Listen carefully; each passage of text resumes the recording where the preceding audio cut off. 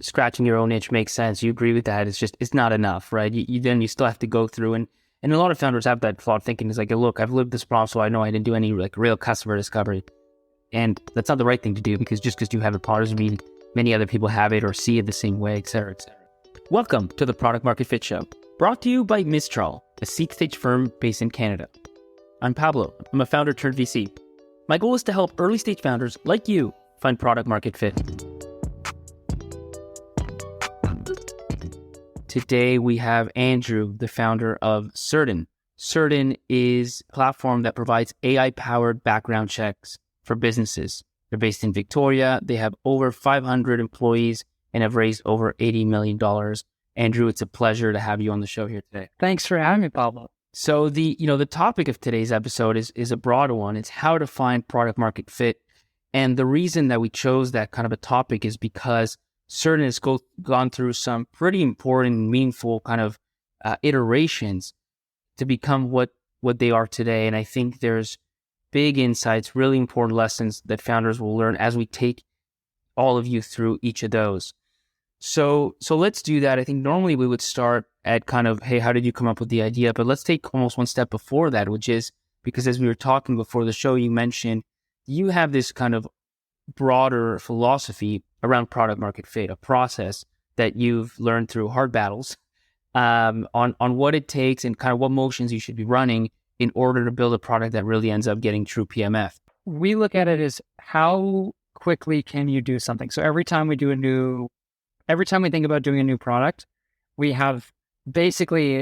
condensed it down to a 5-day process. So we start with identifying what we think the problem is, and then we'll build we don't use InVision anymore, we use Figma now, but we'll build a Figma prototype, and then we'll share it with like the 5 most important customers in that space, or the 5 most important customers in that problem, and get their feedback on it. Is this actually solving their problem? Like, what is their level of excitement? And usually we'll engage a third party to do that so that we don't bias our results. So when we first started, we had to do it ourselves. And then you take that feedback, you iterate on the prototype, you go back out and test that again. And then the last stage is, okay, now would you buy this? If we gave you, if it was going to cost this much a month or this much a year, would you be willing to sign a contract if this thing can deliver? And that's always the final test of like, yes. And then now you've got this, now you've proven that you've got something that people will pay for. You've got a mock, which then you can put into design and you can put into engineering. And you've spent a week of no more than like 5 or 6 of your team's talent. And usually with the customers, I say no more than 5. So like 5 will give you kind of the 80-20%. Why is that? I was going to ask. Yeah. What's the reasoning between, I mean, it could be 5, could be 7, but why such a small subset versus like 50, right? And just collect more data. If you want to do it fast, because a lot of the time it's speed.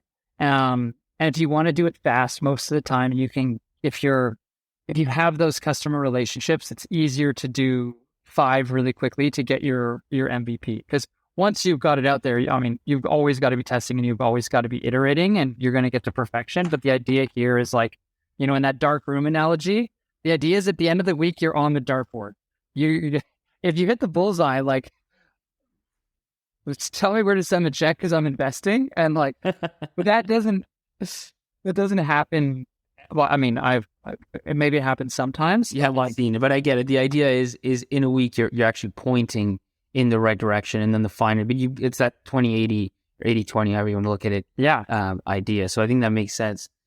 So maybe let's shift gears now. Like, you have this idea for insurance product against tenant default, right? How did you come up with that quickly? So it's funny because we figured out how to, well, we had this problem. And the problem is that if you want to get a new job or you want to get a new place to rent or you want access to opportunity, it's really hard to show that you're qualified for something. So we're like, how do we empower people towards opportunity through trust? And we found this challenge of landlords and property managers and lenders and employers wouldn't just accept the word of like, these 3 guys that were living in Vancouver at the time, like, hey, our stamp is on it, Owen, Evan, and Andy's stamp is on this person. You should hire them. And we're like, it kind of started with this whole thing like, oh, you want to bet? Like, this person's a great employee. Oh, you want to bet? Like, if this person ends up being a great employee, you pay me $20 a month. And if they're not, I'll pay you the cost of, whatever they do or the damages that they cause as a tenant or whatever. And it means you as a landlord or an employer, your liability for the damages that they cause or the trouble that they give you is covered. But I'm betting that they're great. And because we figured out this method of evaluating people better, we can do that. We can take bets on people that we know are great. And so we got into the room with our first 5 customers and we're like, here it is. It's like, it's going to be 4% of their wage or their rent or, whatever it is. And then you're never going to have to worry about like defaults or any of that kind of stuff again, because we'll cover all of it. And they're like, what are you doing to screen these people? Like, I would much rather pay for that because, 4%, like I lose that much in a year because I do an okay job at screening and, I've hedged across thousands or tens of thousands of units or employees because that's where the money really is. That like it doesn't make sense for me to pay 4%. But I really want to know how you figured this out. Like this secret sauce that you're talking about, where you're willing to bet on these people based on something that you've built that takes no time. I want to buy that. Like, how do you instantly know that? And so that's where kind of the idea originated. Those 5 customers, potential customers you got into a room with, were they small-time landlords or bigger landlords? Big ones. So we really wanted to solve the problem for like the enterprise problem. How did you even get them in a room? This is pre-launch, pre-product, pre-really kind of anything. Why do they even listen to you? What was that process like? It's pretty amazing what people will do when they see an excited entrepreneur that's passionate about something and just wants to share an idea. And I would say I'm really fortunate that I've started businesses in the past and I've worked with or around these people in a different capacity. So, between myself and my network, I was able to get in front of all the people that we wanted to have as potential customers. And, we were very specific about who we wanted to target. And you didn't know, it wasn't like we were talking to the CEO of, we didn't bring, Jeff in from Amazon and we're like, hey, we've got this really great idea. But, we picked customers that we knew that fell into like our specific niches and that we thought would be great. And we worked through our friends and family to get in front of the right people. And then when you get this, like this is, I'm imagining, this is one session and they give you kind of this feedback of, I couldn't care less about insurance, but what's this creating thing that you have behind it?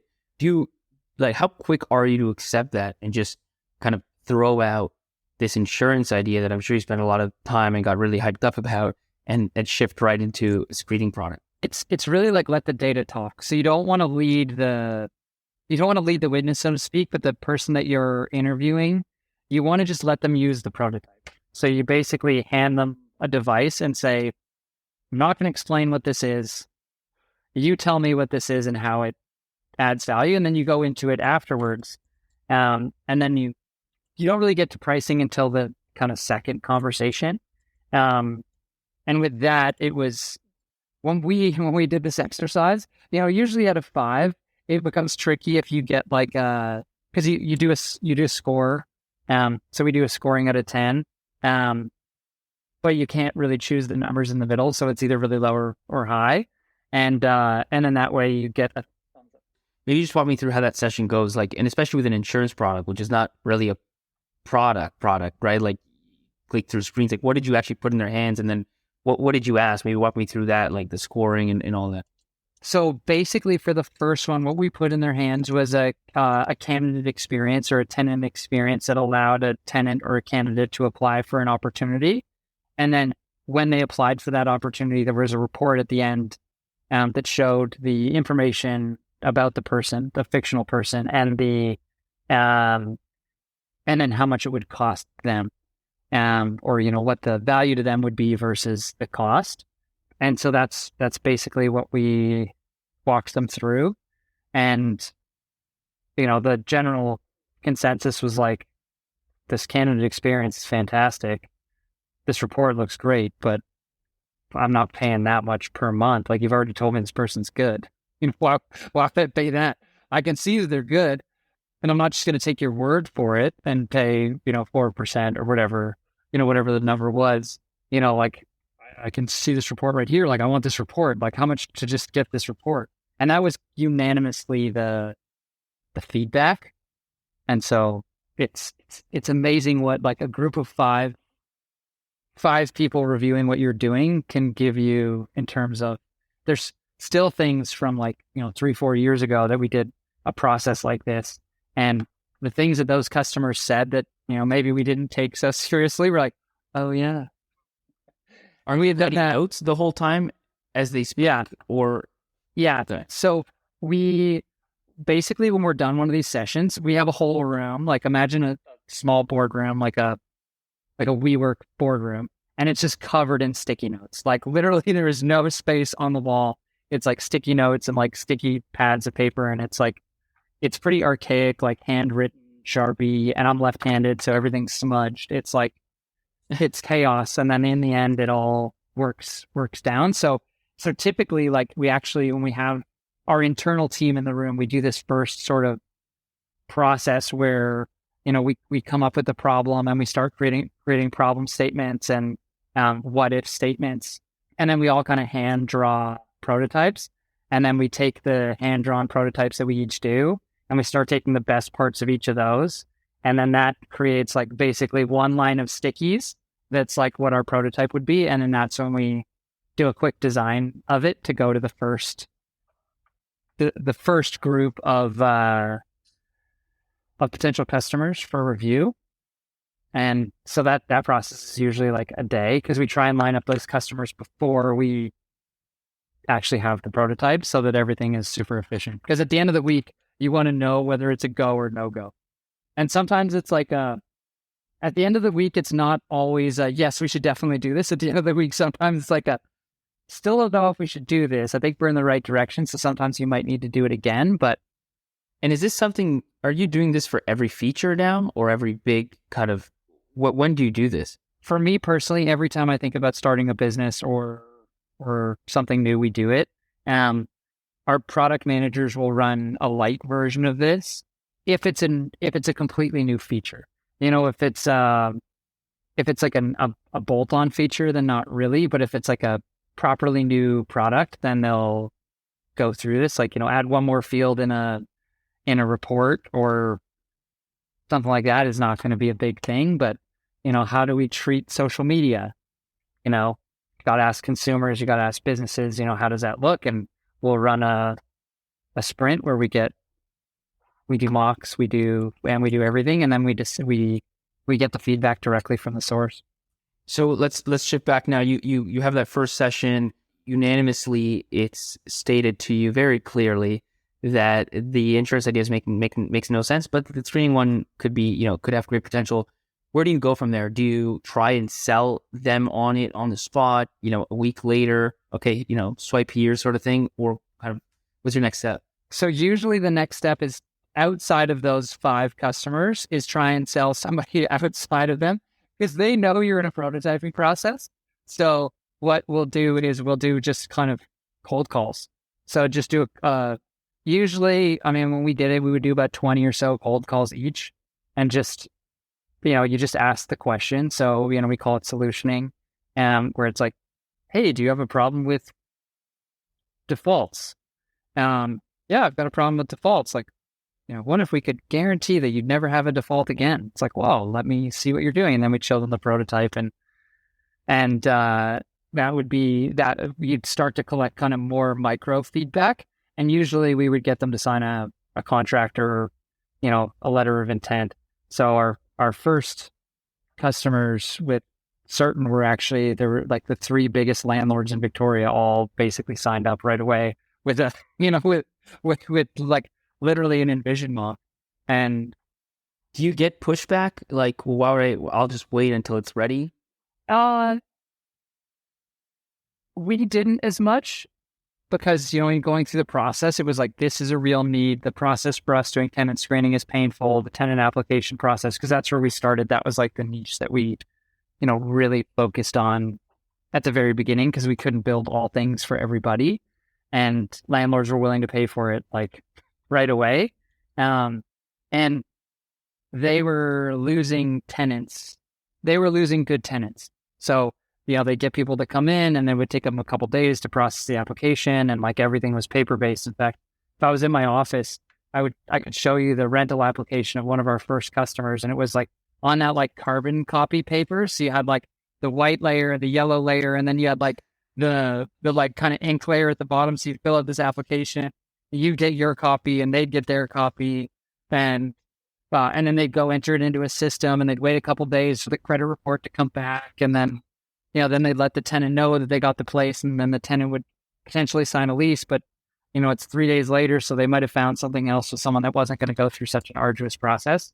And so it was great. And then there was a spiral effect, because now the people that were using the carbon copy paper, if they were up against a landlord that used Certn, the candidate could be approved on the spot. So it was like, the tenant was basically like, oh, I want this apartment, I'll give my application here. And then, then it's like, here are the keys, here's everything. Is that a sign in of itself? Like I'm just thinking you're a founder and you have this idea, and you got to see people are interested. You start calling up businesses or whatever, and people tell like, yeah, I'll pay for this. I'll pay this much for this, but not until it's ready, not until it's built. Like, is that already a sign that, hey, this problem's probably not important enough? Would you take it that way? I think in some cases, you don't always, I hate to say this if our first customers are listening, you don't always tell them that you don't exactly have it.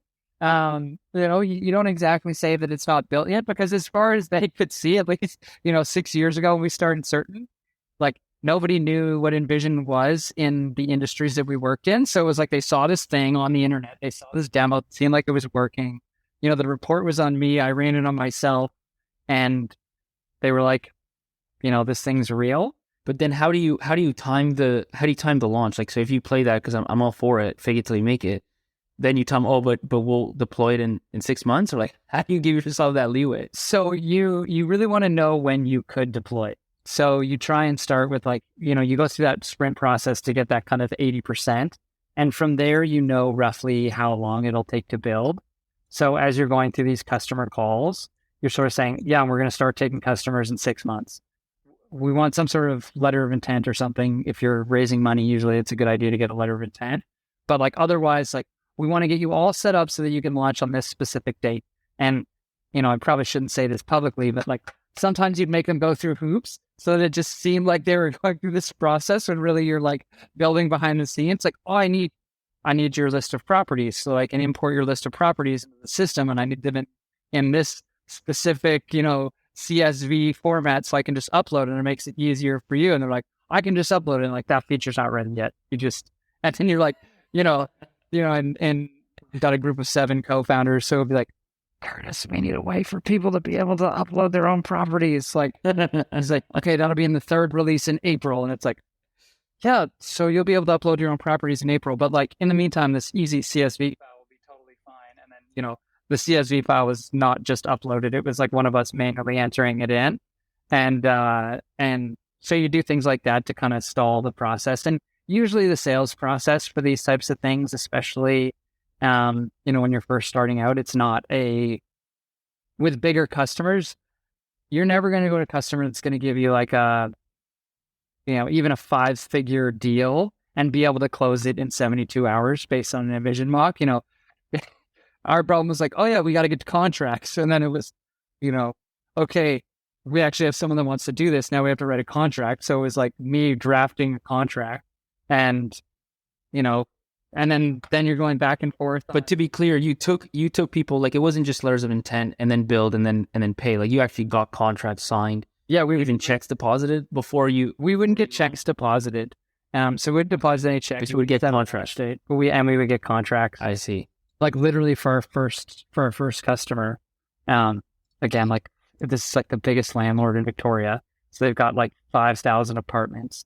We literally were like drafting the like they were basically proofreading the contract. There was spelling mistakes in the contracts that their lawyers picked up and all this kind of stuff. And it was like, yeah, our lawyers are just startup lawyers, they're just, and it's like, it's really me drafting the contract of like, copying and pasting other stuff. But that's, we had no money and, or we had a little bit of money that we were self-funding. And so we had to figure out, was this really a thing? And turned out it was. We didn't want to spend millions of dollars or hundreds of thousands of dollars on lawyers to draft contracts that, no one would be able to get out of if the idea was good for one customer. I think, it's like, in a sense, it's just a funny story, but it does have deeper content in there, because the reality is, I think, especially a lot of first-time founders miss the fact that you can get so much accomplished without really any polish, right? Like if the core thing you're going after is real, people will, you call enough customers, you will find some that are willing to go through hoops, as you said, to wait longer than they should, to forego spelling errors in contracts, just to get the thing that they're getting promised, because it solves such an important problem for them. And frankly, when you're trying to build $100 million a year plus business, if you're not starting off with something like that, it's going to be tricky. Like if you're already in this push and everything's got to be perfect and you got to spend all this money on, then maybe the pull's never going to really be there, or you're going to have to do a lot of shifts until you find that pull. You might as well keep doing the sprints. Well, so I started one company where it was like, you have to be a feature beast. Like every day was like a new feature. We'd have a client that would come in and was like, oh, we need this feature. We need that feature. We need this feature. We need, and the next feature will make it perfect. And then we're going to be a rocket ship. And like, it never ends up being that next feature. In fact, most of the time it ends up being just one feature that you end up building that you didn't need 99% of the rest of it. And if you just focused on that one feature, you would have raised money faster, you would have needed less money, and you would have been far wealthier than spending your time building, motherboards that Foxconn can build in 10 seconds for 1/10 the price at 100 times the quality. That's right. I think that totally makes sense. So now, again, fast forwarding a little bit, I mean, you kind of go through this, you figure out this reading thing for tenants, right? You get some traction, and I think you get to, meaningful revenue, $500,000, right? $1 million ARR or so on this. And when do things start to shift? Because now you're focused a lot on screening for candidates, for employers. Walk me through that. Yeah. So, our North Star was always empowering people towards opportunity through trust. So that was like the end goal that we wanted to get to. And we knew that we had a problem that people wanted to solve, but we didn't necessarily have the reputation to solve it. So because our last business was in payments for rent, we knew a lot of the landlords. So it was an easy start, because tenant screening and pre-employment screening are pretty similar. And you look for slightly different things, but you collect roughly the same information, a lot less when it comes to pre-employment. And so we started growing our property management business. And then, the day that we knew that we had hit it, we had kind of hit the first stage of our plan, because we kind of had this plan of like, do the traditional industry, but better. So like better, faster, cheaper, the same industry, just apply tech, and then break the industry as phase 2. And so we started realizing that we had done something great when some of our bigger clients were like, hey, I'm not sure if I'm supposed to tell you this, but like, I've actually been doing this screening on my employees, because, I've got property managers at the building that they're managing money, they're dealing with tenants, they're dealing with, potentially elderly people or kids. Like, I don't want any issues. And like, this report gives me all the stuff that I need to know. And it's a great experience for tenants, and it's been a great experience for the people I've been hiring. You should do this for employment. And that was sort of where we started doing it for employment. And then really the pandemic happened. So we had built the product, and it's basically the same product with a different skin for pre-employment, because our landlords wanted it. And then all of a sudden we started getting more and more employers. And then the pandemic happened and everyone was remote. So companies just needed to figure out a couple different things. There was the first wave of employers, people in human resources, which are typically the buyers of our product, in March and April of 2020, we're like, oh my God, I'm not hiring anybody. So I need to make our processes more efficient. And then kind of the second wave to that was like, now people are remote. I need to do a better job of screening people because I don't even know whether the person I'm talking to on the phone or on Zoom is actually the person that I'm hiring, or they're located in the place that I need them to be. So there's higher risk of fraud or of bad employees. And then that compounded with, the economy booming, it was like, okay, now I need to hire, got customers that are hiring tens of thousands of people really quickly. I mean, we look at Certn when the pandemic started, there were 24 Certonians, and now there's like 500. So it's like, even for our own problems, it's like, how do you scale that? I mean, one of our customers hires 13,000 people per year, and prior to Certn, 40% of people would drop out during the screening process because it would take too long. So if you think 13,000 people, 40% drop out, and then those are the people that have actually like passed the interview process, the number of people that they need to get to fill out an application is like 100,000 people. So like to make that process faster and more efficient, that was a big initiative then. And now it's become standard. So we kind of, I mean, I don't want to say it was luck, but we kind of timed it perfectly with like, we made this transition where customers started to need us. We did that process, sprint process in people. The timing worked out. We focused on industries during the pandemic that we knew were going to grow because we watched that movie Contagion with Matt Damon ironically on an airplane before the whole thing happened. And so in the world of Certn for employers, when you think about the ROI, where is it? Is it lowering friction for, on the screening side? Is it more about reducing issues down the road and whatever the equivalent is to tenants defaulting, but for employers, bad employees, these sort of things? Where are they, like, what's the buyer most concerned with when they look at Certn?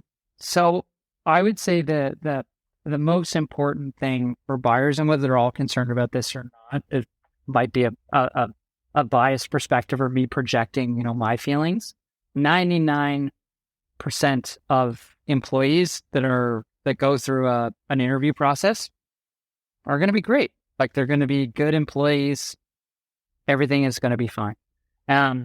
Things have changed now where background screening is, you need it for SOC 2, you need it for ISO, you need it for PCI, you need it for pretty much every business these days needs some type of background check, and that process is really painful.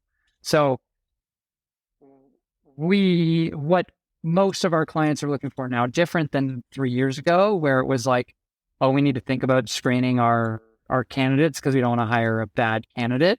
Now it's, how do we screen candidates in a way that's fast, it's efficient, and it's painless for candidates? Because most people, outside of people that have gone through a certain process, have a really uncomfortable experience with background checks. I know for me personally, I've lived in 8 countries, and to go through a background screening process is like, it's like, tell me the last, I need address history for the last 5 years. And prior to Certn, I had lived in 2 different places a year.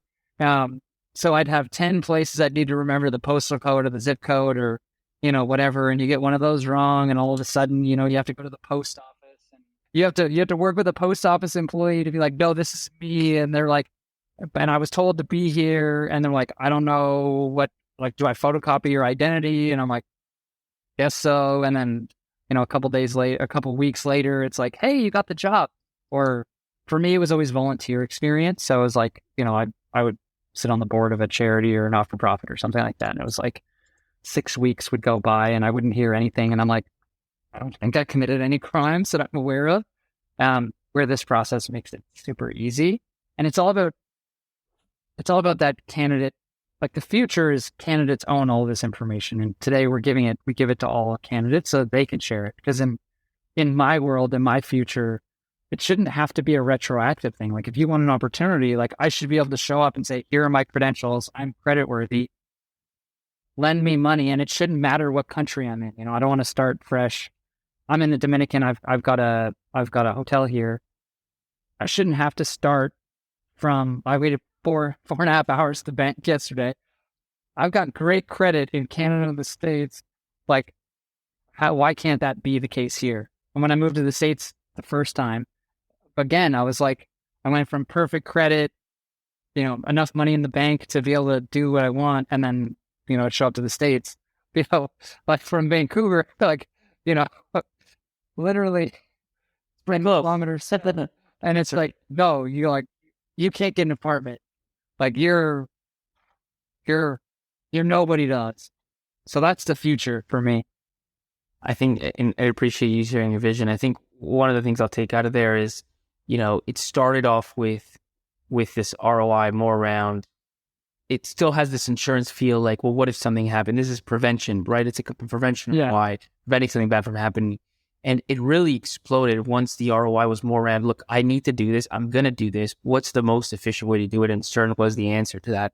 And I think there's kind of a nugget there again for founders that are starting something in terms of positioning and in terms of finding that pool. So look, we'll stop the kind of core episode there. We'll finish on the question we always finish on with, which is, think back and tell us maybe when was the first time and what did it feel like to first feel product market fit? The exact date of product market fit was actually one of my co-founders' birthdays in March. We got our first. This is March of 2017. We got our first signed contract from a property management company in Victoria. They're still a client today. Like, I just remember the feeling of like, okay, we've figured this out, and then the next time that we figured out we had product market fit, and I'm probably not allowed to say their name, but they're also still a client. A major airline that happens to be in the country in which I live, and I'm from, and I'm proud to be from. Walked into their office and pitched them, and this is one of our first pre-employment screening customers, and I was like, we're going to solve this massive problem for you. And they were like, yes, this is amazing. Like, let's go. And I remember just being like, I can't believe that just happened. Like, really? we had the product, we built it, we had done the sprints, we had done the work. And then to have someone be like, I'm going to give you 6 figures a year to do this thing that you think was right. It was like, yes. And then that was when everything started to just go up into the right. Awesome. Perfect. Well, we'll end it on that note. Andrew, thanks a lot for, taking the time to chat with us. Maybe just to recap, you started off, you built many businesses, you learned some lessons from there. You developed this whole approach to finding product market fit, this 5-day sprint that you've taken us through, and you applied it to Certn. And I think you moved through it a lot faster than you otherwise would have, and probably discovered things that you might not even have discovered without that process. So really appreciate you sharing that with us. And then I think ultimately found yourself really in the right place at the right time with the right idea. It's not an easy combination. And now have built Certn to what it is today, which is a major, major success coming out of Canada, and one that I think is only getting started. So thanks again for being on the show. Thanks for having me, Pablo. This is great. Thanks so much for listening. If you want to see more content, check out pmf.show.